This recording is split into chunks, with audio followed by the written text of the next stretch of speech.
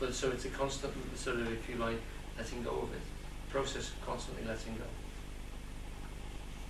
So the no-mindedness is getting, if you like, underneath it, whether it's going on or anything, that you are then submerged in a strata which is beneath it and supports it and holds it, which is vast beneath.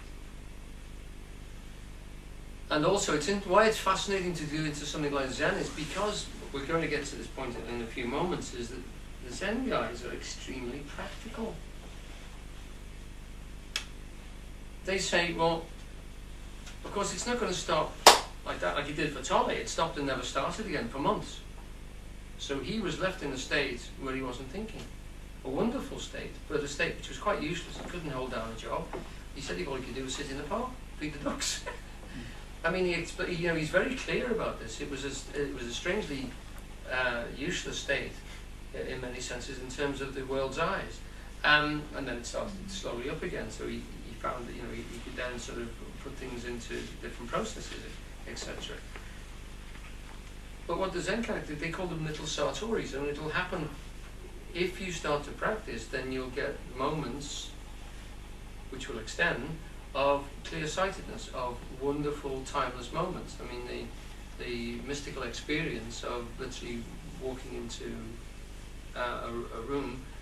There's a wonderful little story by Chesterton about the fact that he was sitting in I think it's a Lion's Coffee House in London one day, having a coffee and a piece of cake, and he must have drifted off, and he suddenly came back to himself, and he was looking at the window, and the letters Lion's Coffee House were written backwards on the inside of the cafe to look right from the outside.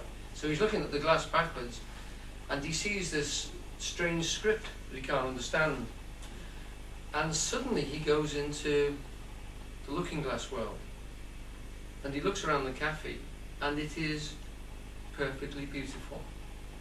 The tables and the cutlery are all glowing, and there's bits of cake and half-drunk coffee, and it all looks wonderful to him. And he floods up with tears because it is so beautiful.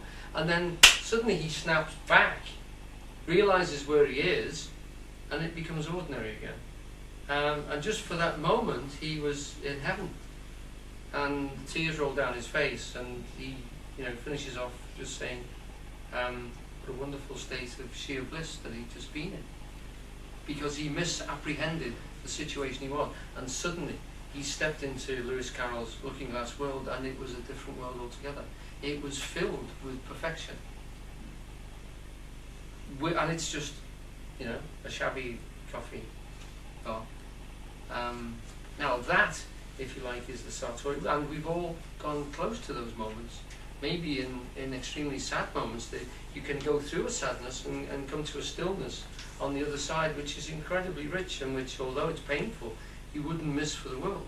There are moments which just get you, and the reality of them and the depth of them is so pure.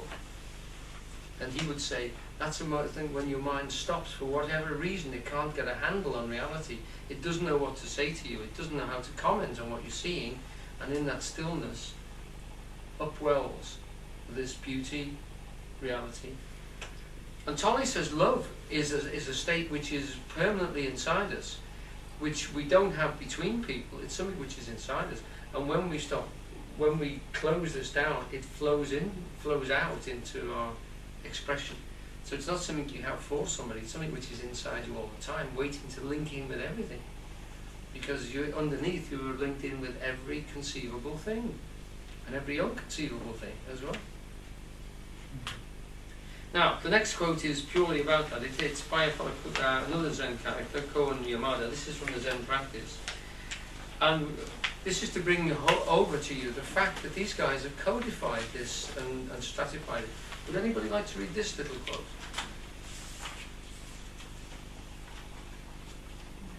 I have a taker in the corner there. Now it is of the utmost importance for the beginners in Zen to comprehend its aims clearly. What are we going to attain by doing Zazen?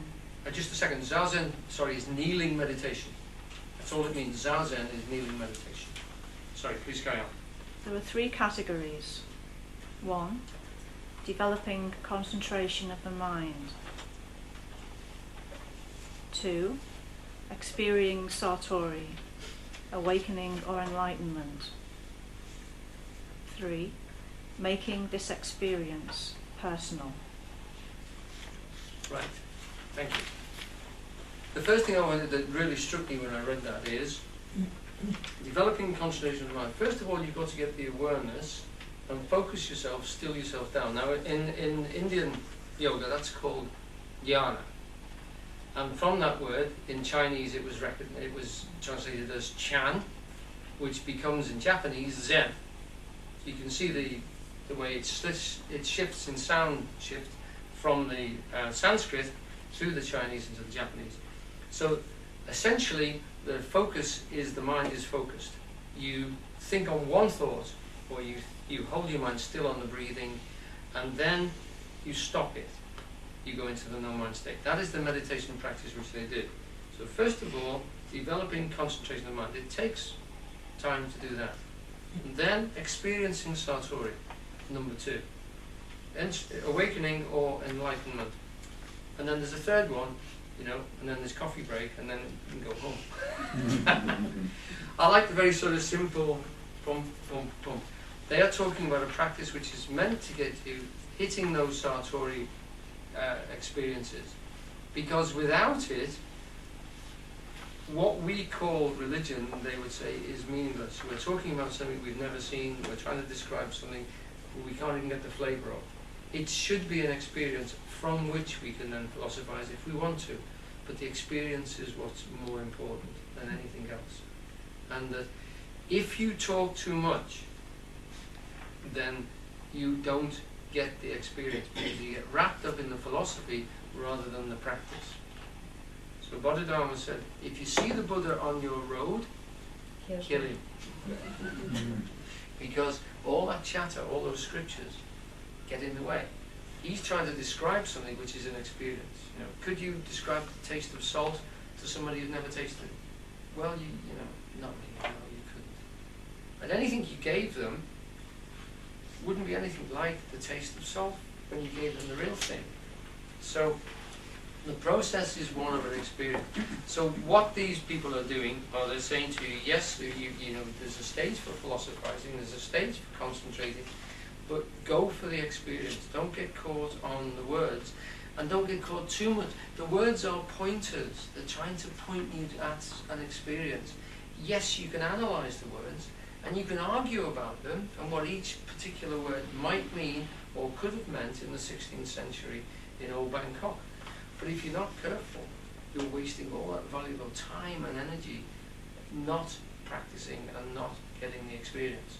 Now, this is not an idea which I completely can go along with, but certainly it has a great deal of validity written into it. In the third point there, you experience it. But what is meant there, where you make this experience personal? Is it your expression of it in every pore of your being? What is the personalizing of it? What you have to do then is, in some way, make that state more permanent.